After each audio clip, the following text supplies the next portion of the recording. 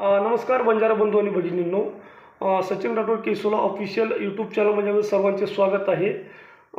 आजचा जो विषय आहे संत सेवालाल महाराज बंजारा लमन तांडा समृद्धी योजना. या योजनेची निर्मिती कशी झाली तुम्हाला सांगतो.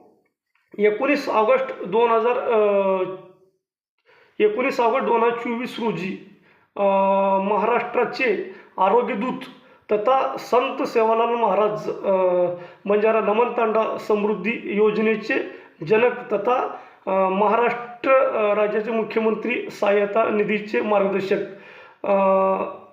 माननीय रामेश्वरजी नाईक यांच्या संकल्पनेतून या योजनेची निर्मिती झालेली आहे.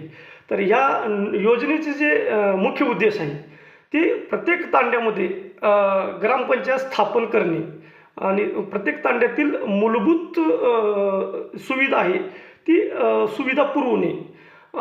त्याच्या संदर्भामध्ये जिल्हाधिकारी यांच्या अध्यक्षतेखाली समिती नेमून त्या समितीच्या अंडरमध्ये प्रत्येक जिल्ह्यामध्ये तांड्यातील ग्रामपंचायतीची सर्वे करून त्यांना ग्रामपंचायतचा दर्जा देणे.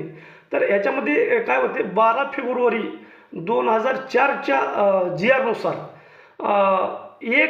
कमीत कमी 1000 लोकसंख्या आणि 2 गावामधील अंतर 3 किलोमीटर असा होते. नंतर महायुती सरकारने ह्याच्यामध्ये शिथिलता आणलेली आहे आणि शिथिलता आणून ते प्रत्येक तांड्याला मुख्य पर्वामध्ये आणणे ही या योजनेचं उद्दिष्ट आहे.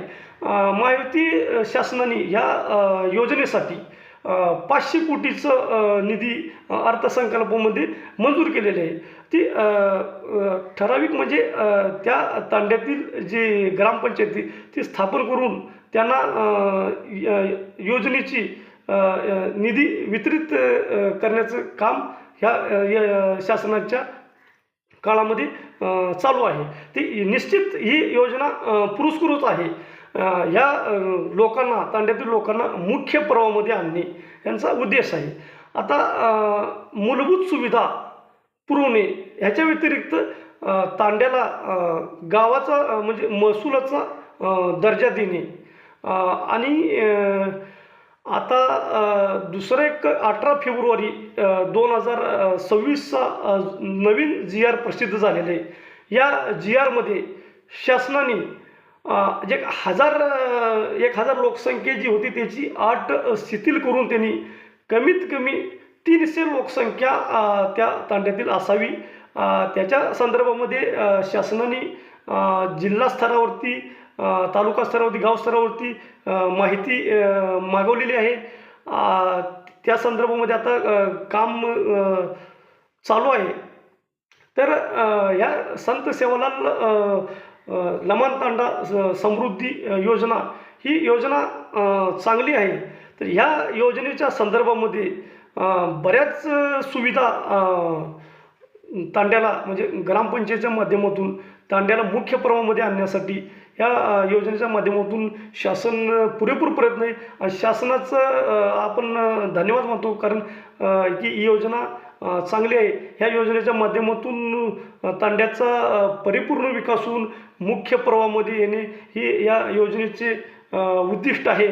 आणि याच्या संदर्भामध्ये शासन आता प्रगतीपथावरती आहे.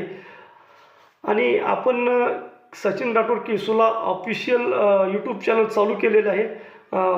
सर्व मित्रमंडळी, बंधू भगिनी, वडीलधारी मंडळींना एक विनंती करतो की आपल्या चॅनलला लाईक, शेअर आणि सबस्क्राईब करून मला तुम्ही सपोर्ट करा.